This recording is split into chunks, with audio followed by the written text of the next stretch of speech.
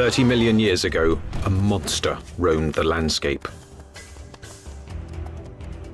Well, we're talking about one of the most ferocious animals that probably ever walked the earth.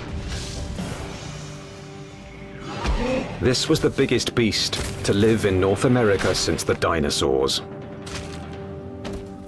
Look at the size of that skull. Look at all those teeth in there. There is no animal like this anywhere. See if this thing's biting over the front. But this creature's true character has baffled the world's best paleontologists. It might look like a pig, but it's more vicious than a grizzly bear. One thing is for sure, this beast was so frightening, some call it the pig from hell.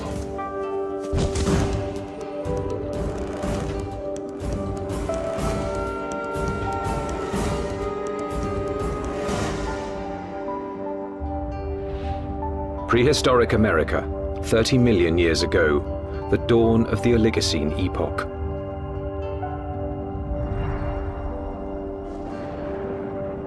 The Earth was cooling, and as temperatures dropped, the landscape began to change. In what would someday be Nebraska, Wyoming, and South Dakota, tropical forests gave way to a radically different environment. As forests disappeared, animals had to adapt to a dangerous new world of wide open spaces with nowhere to hide. A world where there was only one way to survive: run for your life. Camels become adapted for open country, horses become adapted for open country, and you have to be able to escape your predators by being fast runners. As prey animals became harder to catch, predators also had to change. In this arms race, it took speed and jaw power to stave off starvation.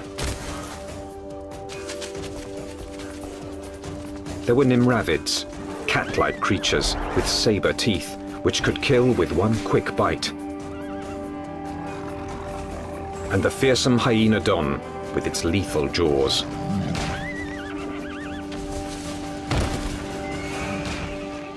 There was another animal stalking these deadly grasslands. Scientists call it the entelodont. More than a meter at the shoulder, weighing in at 270 kilos, entelodont was the Oligocene's #1 menace. Entelodonts, I mean, they were really bad-looking animals that only a mother could love. If you were another animal on the landscape, when you saw one of these things, I think you'd go in the opposite direction. Paleontologists have always looked at the entelodont's sheer power with reverence. But its behavior is one of evolution's most puzzling enigmas. Was it a pure hunter? Or did it use its battle tank body simply to protect itself from other predators? Between the biting and the chewing, you wanted to stay away from the business end of this animal. Just look at it. Look at the size of that skull. Look at all those teeth in there. There is no animal like this anywhere. Entelodont's name means perfect-toothed. Its teeth were driven by a perfect system, which gave this creature a ferocious bite.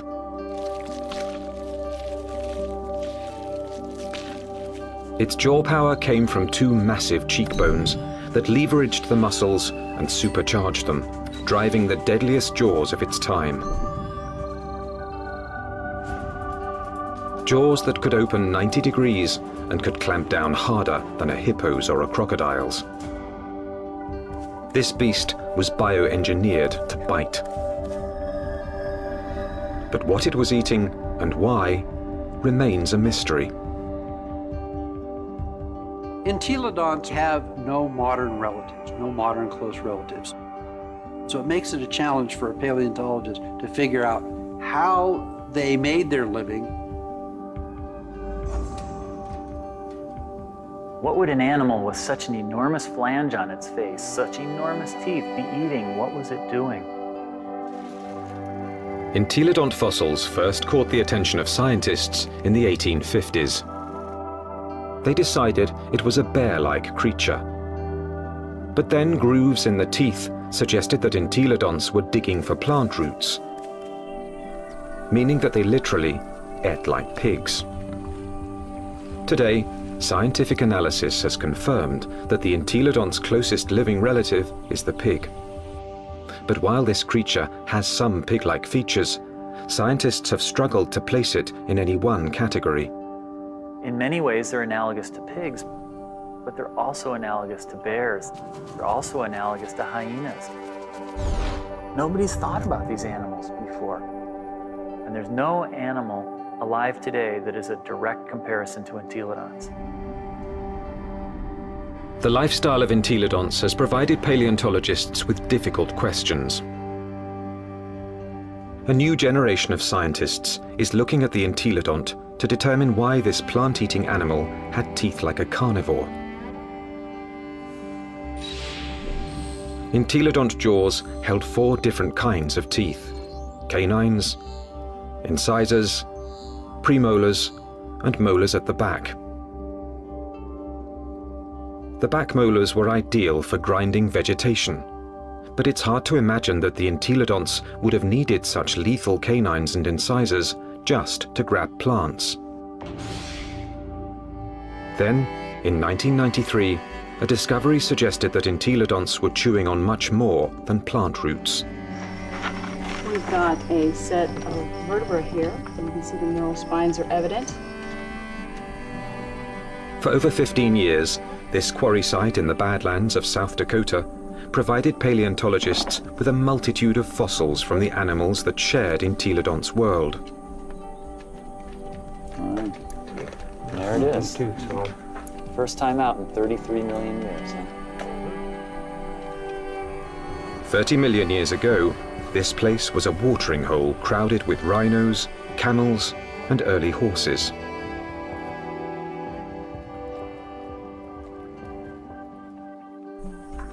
Well, we have some articulated ribs. Scientists also found one of the largest collections of entelodont bones in the history of North America.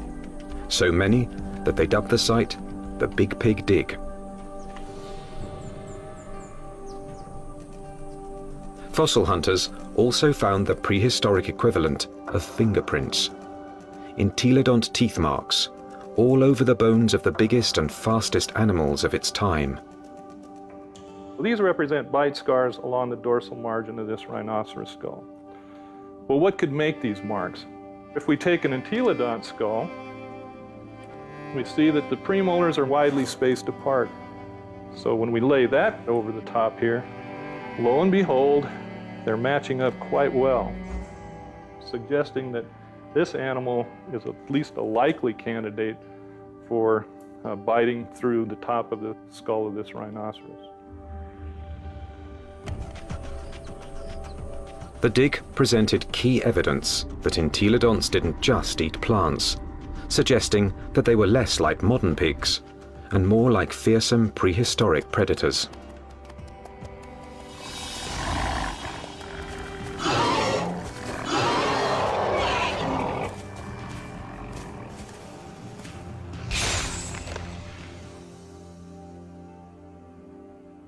If we look at the front of the mouth of an entelodont, it's got a very strong bite that's interlocking. The teeth come together like that. The tips of the teeth don't touch each other, so it's not really specialized for cropping vegetation. In addition to interlocking, the front teeth angle slightly forward, giving entelodonts the ability to grab and nip, something plant eaters don't need, but meat eaters do.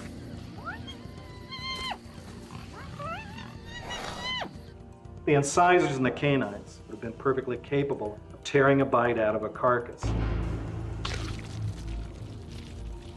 But dentition isn't the only reason paleontologists believe the entelodont was a dedicated carnivore. Under Wyoming's rugged terrain, scientists are finding more and more bones bearing the signature of entelodont's powerful jaws.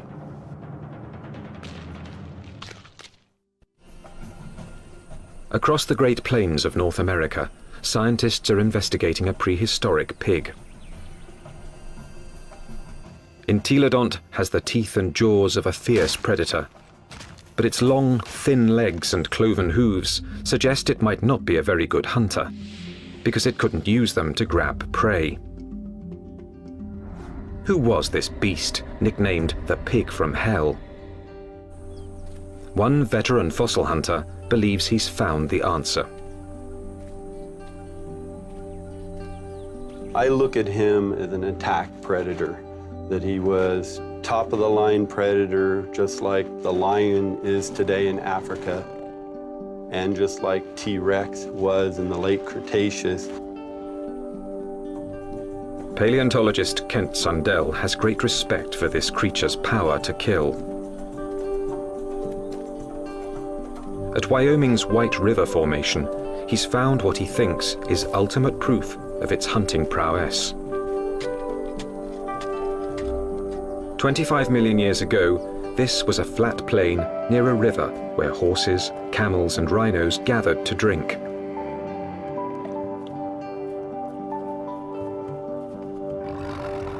Fierce carnivores, such as hyenodons and saber-toothed cats, were also drawn here. It was the perfect spot to ambush and kill the unwary prey animals.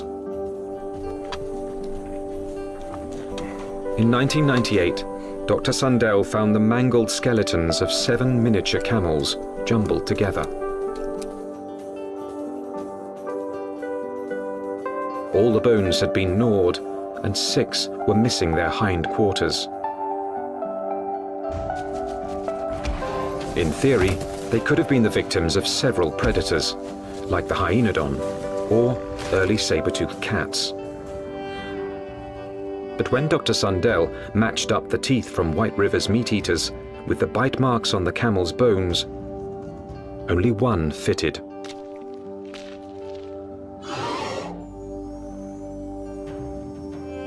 Bite marks alone don't prove these camels were killed by an entelodont, but where the bite marks are might be a clue. On the camels, I showed they were bitten in the back of the skull and at the top of the neck. He gets next to that prey and he tries to get a punctured wound through the cranium. Dr. Sundell believes this is the mark of a true predator, which kills before it eats. And hundreds of miles away, in Ohio, there's more evidence that entelodonts could have hunted. Evidence from a scientific journey no one's ever taken before. Inside an entelodont's 30-million-year-old head. At Ohio University, anatomist Larry Whitmer uses a CT scan to electronically model the brain surfaces of prehistoric animals. When he modeled his first entelodont brain, he noticed something unusual. This animal's eye sockets face right back out at us. What that tells us is that this animal almost certainly had binocular vision, meaning the visual fields overlap, which allowed them to have some depth perception. Larry Whitmer believes entelodont's eyes help to identify it as a predator. There's a decent chance that this animal has binocular vision as a predatory adaptation, to actually spot prey and actually judge their distances, which you might actually expect an ambush predator to have. So it could actually jump at the right speed and the right distance in order to capture its prey.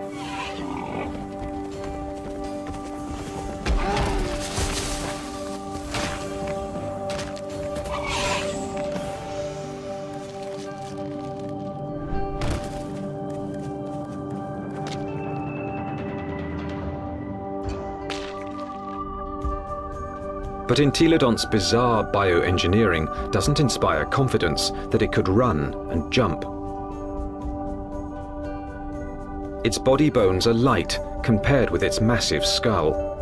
But in fact, entelodonts easily carried their enormous heads, without tipping over, using powerful packs of muscle bulging from the top of the spine to the legs, and from the back of the head to the tail. The animal's head was cantilevered out in front of its body with these ligaments that ran from these spines down to the skull. It had full muscle all along either side here, and it had muscles coming from the sternum up to the jaw down here. Massive muscles carried its oversized head.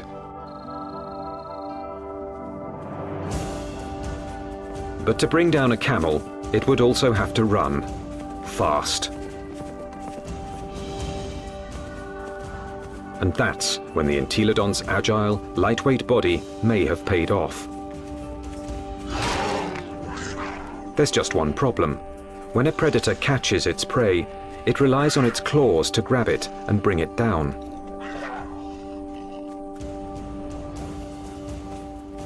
Armed with only cloven hooves, there is no way the entelodont could have captured a fleeing camel. Or is there? It must have been doing something right, because there's compelling evidence that plenty of large mammals ended up as an entelodont's lunch. Well, it looks like there's a lot of bones coming out along here, and right here we have a really large limb bone. And we found evidence that entelodonts have bitten into all sorts of bones, including rhinoceros bones. They've been biting into camels. We found evidence that they were biting into the long bones of rhinos. The bite marks that we see are these two. This would be... Kent Sundell believes White River's camel skulls reveal how a cloven-hooved predator captured its prey. He runs up, he gets next to that other prey, and he tries to get a punctured wound through the cranium or into the very back of the neck. And then the long snouts that I move around. Entelodont expert Scott Foss disagrees with Kent Sundell's scenario. Where I can get close enough to. I doubt an entelodont used its teeth in order to capture other prey. It probably used its larger bulk and ability to accelerate to just run into the animal, knock it over.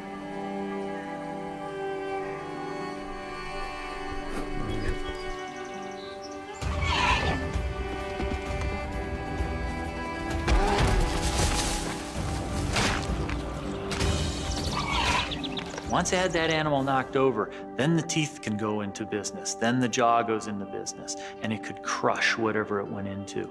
And it probably bit the animal right there in the head.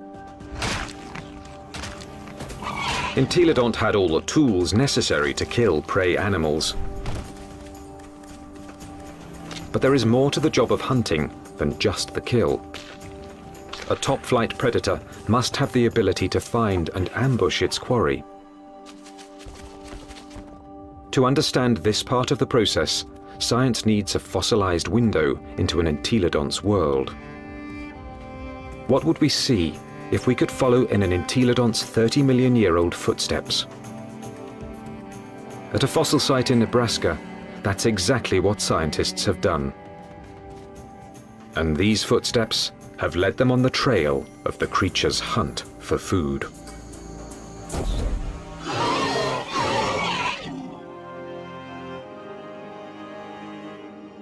Northwest Nebraska, home to Toadstool Geologic Park, one of America's more remote tourist destinations, and a treasure trove for anyone fascinated by life's ancient past.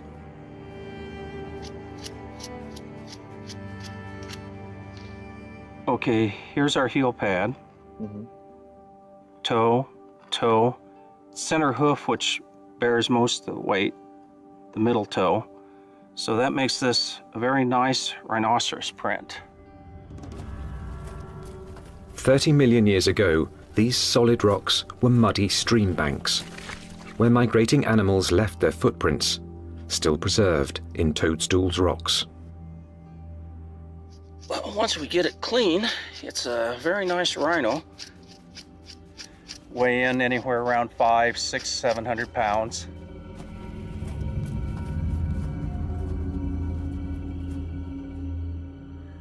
Dave Nixon has spent over 25 years analyzing the fossilized animal tracks of Toadstool Park. So on the first slabs over there. He pours water on 30-million-year-old tracks to make them more visible. He can then interpret the animal's behavior.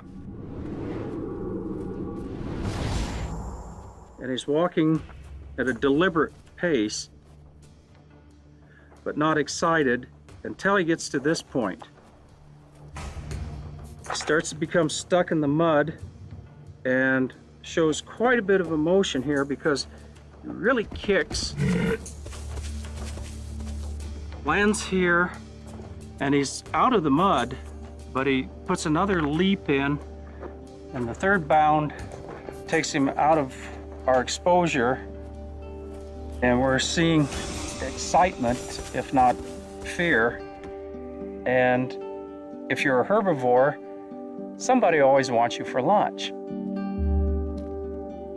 The rocks reveal that something was following the rhinos. We also have some smaller tracks. They look really tiny until you realize they're the tips of the toes. And what we have is an entelodont.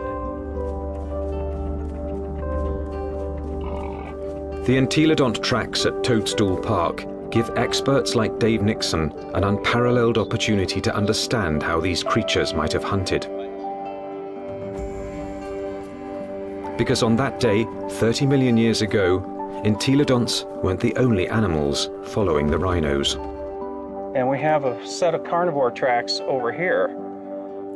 These are smaller, and there are some claw marks on the inside. And we have another set right here. That carnivore may have been a hyenodon. 30 million years ago, hyenodon was one of the top carnivores in North America. Its powerful jaws could pin down any prey animal. Then its razor-like teeth would finish the kill. But it also had the patience to track the prey over long distances. The carnivores are following the herd animals, who go through first, and fairly close. They'd be relatively on the heels of the group.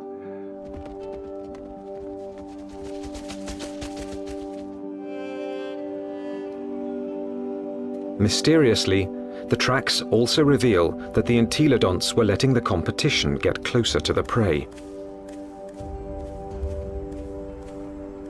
They're following the main herd, but they're not as close in time.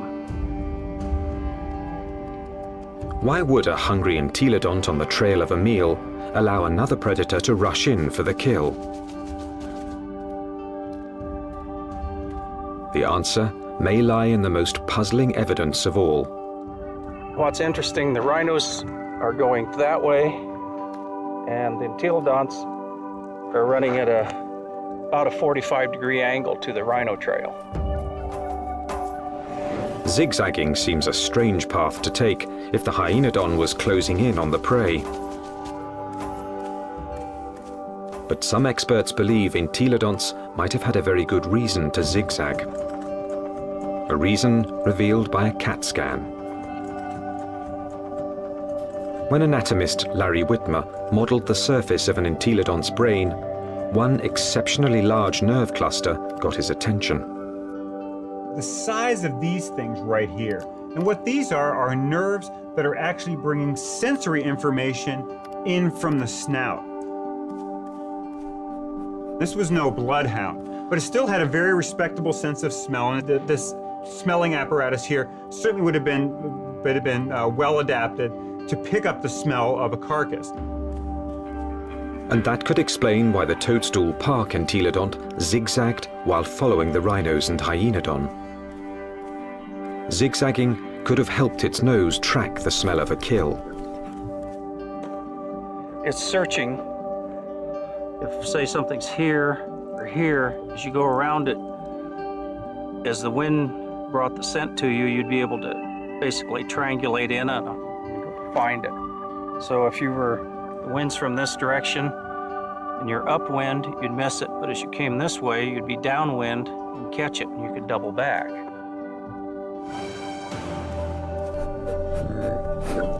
It It puts its nose up in the wind, it catches the scent, and then it's going to start zigzagging along, walking from one side of the riverbank to the other until it picks up a smell, and then it'll start zeroing in on it. And by moving from side to side, it's able to pick up changes in that smell and zero in which direction it wants to go. How do we know this behavior? Because animals with good smell do that today. Modern predator behavior could provide crucial clues as to how the entelodont lived. There's no doubt that this 30-million-year-old battle tank was built to kill, but it may have let others do the killing and then moved in to take possession. One of the strategies we often see that takes place is where one animal will chase another one off of a carcass. We see this at Yellowstone National Park, where wolves will bring down an elk and a grizzly bear will chase off the wolves because it's bigger, it's nastier. This might have happened to the hyenodon at Toadstool Park.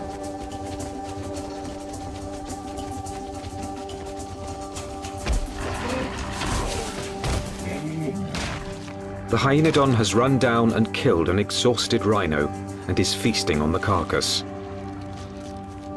until the pig crashes the party. The razor-jawed beast goes from fearsome predator to underdog. The hyenodon might get in a few blows, but the entelodont's bulk would overpower its rival.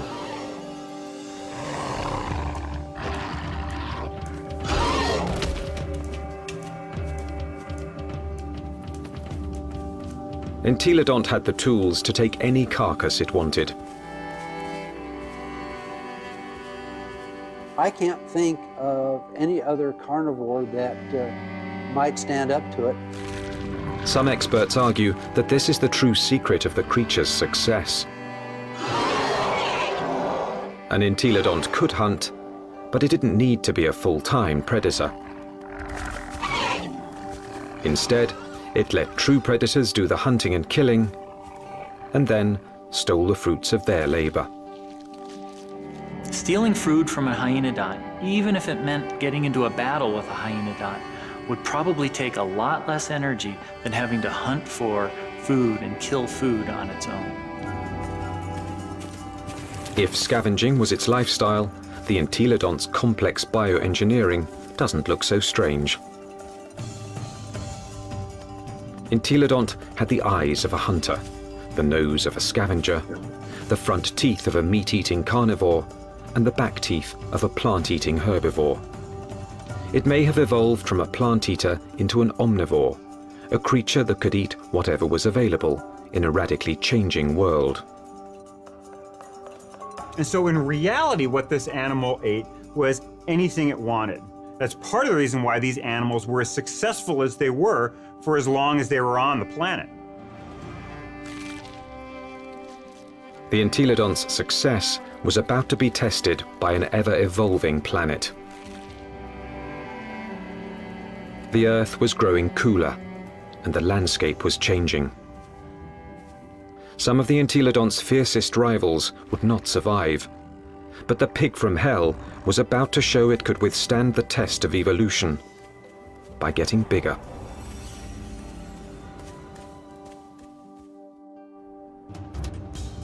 "25 million years ago, entelodont reigned supreme.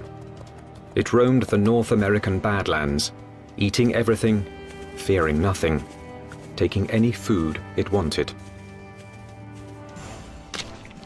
Well, we're talking about the biggest, meanest animal that ever walked the Badlands, and was one of the most ferocious animals that probably ever walked the earth. Nothing could stop the entelodont from dominating their world for millions of years to come. Nothing, that is, except planet Earth. 25 million years ago, the time known as the Miocene began. The Earth grew even colder, and once again, North America began to change. The trend towards drying, a more arid environment continued, and you see woodlands become less frequent, become more scattered, spotty, confined along rivers. So you're talking about an open grassland environment very similar to what we think of the Great Plains today. The fossil record reveals that as plant foods grew more scarce, mass extinctions began. Survival depended on traveling long distances to find something to eat. One of the selective factors that we see going on is animals becoming larger because it enables them to cover larger distances to find the food resources that they need to survive.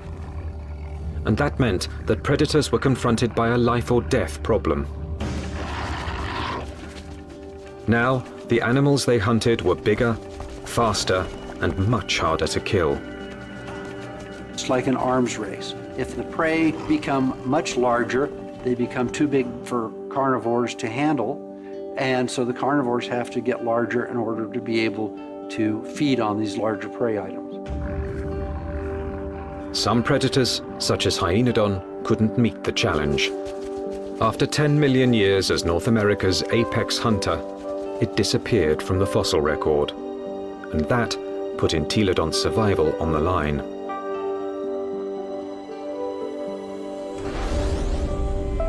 When the predator is gone, the scavenger is now in danger. The scavenger now needs to adjust its lifestyle. And if the scavenger isn't very flexible, it's going to have a difficult time. And in fact, the so-called pig from hell disappeared from the fossil record at about the same time. But this species wasn't gone. Entelodonts evolved to rule the North American plains with a vengeance.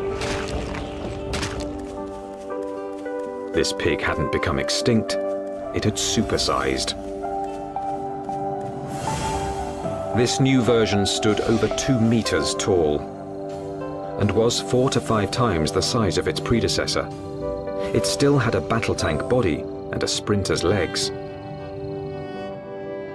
Its skull and jaws were now even more massive and more intimidating. It was bigger than a modern bison.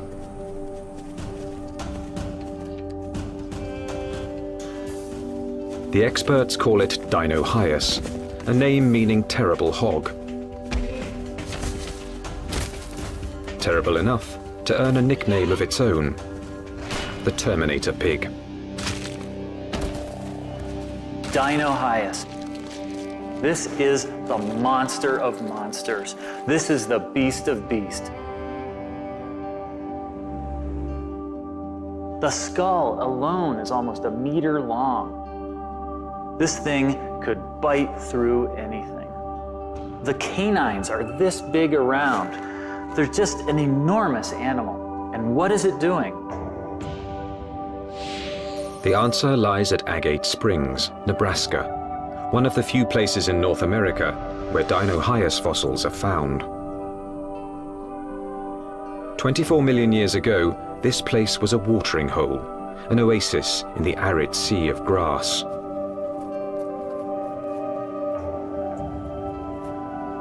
Hundreds of animals, many of them rhinos, gathered here to drink. And as the drier, colder planet killed off their food supply, they came here to die, making Agate Springs a paradise for predators and a favorite haunt of the Terminator pig.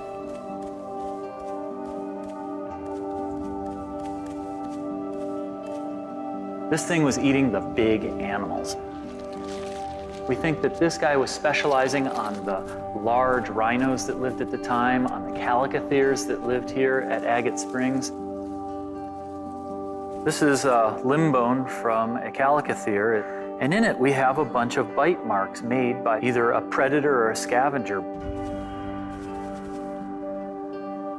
The Entelodont premolar, one of the teeth you find just behind the canine, appears to match these holes very well. When its crushing jaws bit into some of the Miocine's biggest mammals, Dinohyus was chewing on more than meat.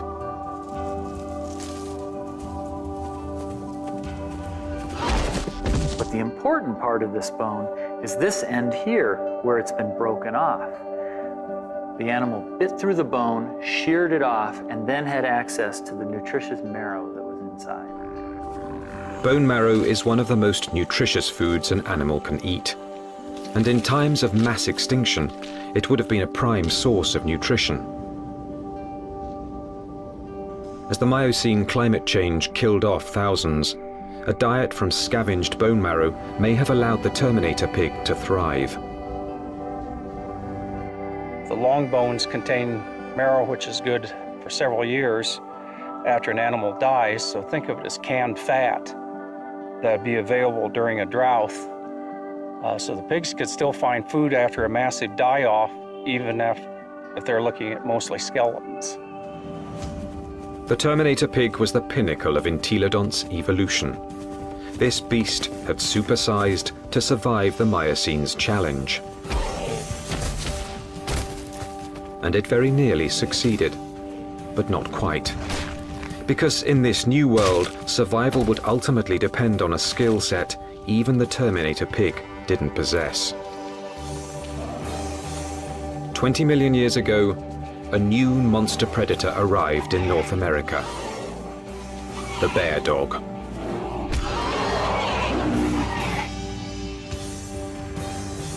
The Miocene epoch, 20 million years ago. In what's now northwest Nebraska, Dinohyus, aka the Terminator pig, is settling down to eat. The chances are good that its meal will be interrupted.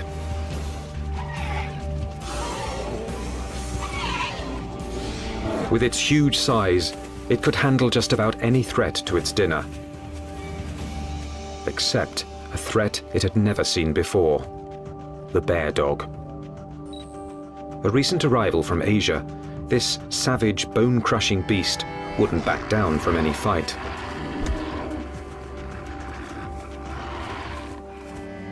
The bear dog migrated from its homeland in China and Mongolia across the Bering Strait to North America about 23 million years ago. Just about the time that North America's top predator, the hyenodon, suddenly disappeared.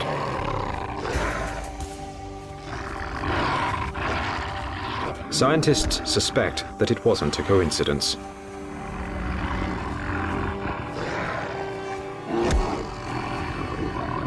They certainly were probably much better predators in lots of ways compared to hyenodon.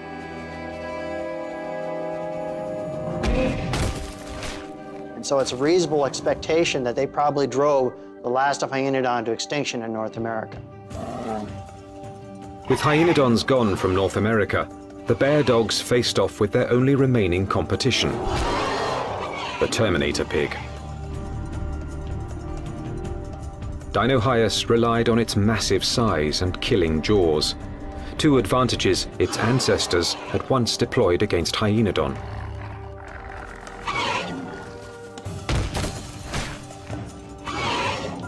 But the bear dogs counterattacked with new evolutionary weapons. Its first weapon was speed. With its heavily muscled, top-heavy body, Dinohyus could be a fast runner in short bursts. But on the vast open plains, the bear dog's bioengineering was perfectly suited for long-distance pursuit of prey that was becoming much harder to catch. When you look at the skeleton of this animal, it's a much more sophisticated, much faster running animal. We see longer legs in the horses, longer legs in the camels. So if it came to running down prey items, this animal would have had an advantage. Its next weapon was its teeth. Entelodonts ate well because their jaws and teeth could tear flesh and crush bone to extract its highly nutritious marrow. But bear dogs could do these things just as well. In fact, even better.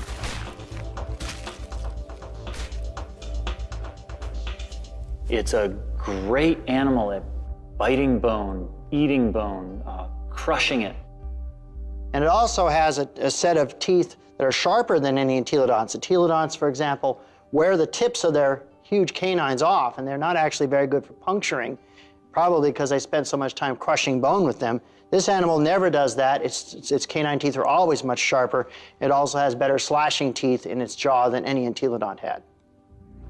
So in many ways, it did a better job what entelodonts had done than entelodonts ever did. The bear dogs could outrun and outbite the Terminator pig.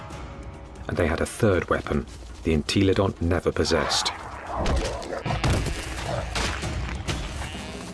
The deadliest power ever to evolve on Earth. Bear dogs actually had much more advanced brains. Brains that were much more like what we see with modern animals. So where these entelodonts had relatively archaic, simple, smooth brains, these bear dogs actually had a much more expanded neocortex that was more highly folded. These were more sophisticated animals.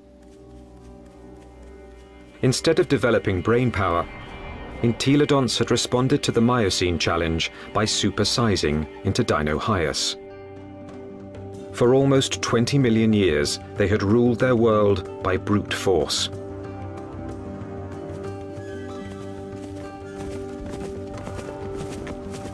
But no more.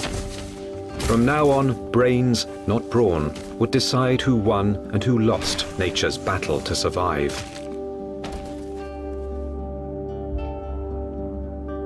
The mammalian world was fully caught up in this neural arms race. That arms race was starting to take place, and these entelodonts apparently were taking part in that. That may have actually put these animals at something of a disadvantage. This was an animal that almost certainly was driven mostly by instinct, with fairly predictable, stereotyped responses. This was not a clever animal. In combat, Dinohyus would have been bigger and stronger, but brain power could have given bear dogs the decisive advantage. Today, intelligent predators like wolves make up for their smaller size by hunting in packs to execute a creative plan of attack. Bear dogs might have followed the same strategy against Dinohyus. It's very difficult for Dinohyus to compete with the bear dogs. With a pack of bear dogs, even a large Dinohyus would have a difficult time chasing them away from a kill.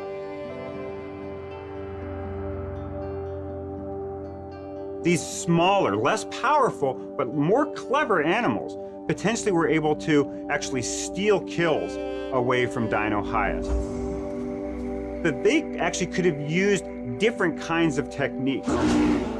Fooling Dinohyus, being able to lead it away, or to actually even take on Dinohyus itself in actual combat.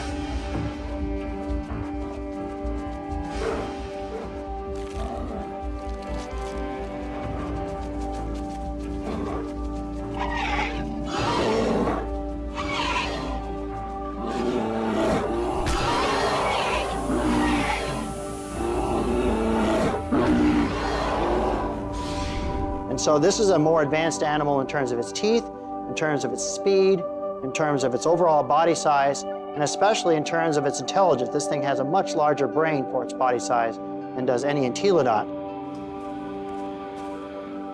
This animal had entelodont's beat in almost every way you can think of. Within a few million years, after bear dogs arrived in North America, they had squeezed Dinohyus out. Its favorite food, the Calicothea, was also extinct. Without this meal to sustain its own massive bulk, the Terminator pig was forced to compete directly with bear dogs for smaller prey. And that meager food source wasn't enough. The supersizing that had once guaranteed success was now a fatal flaw.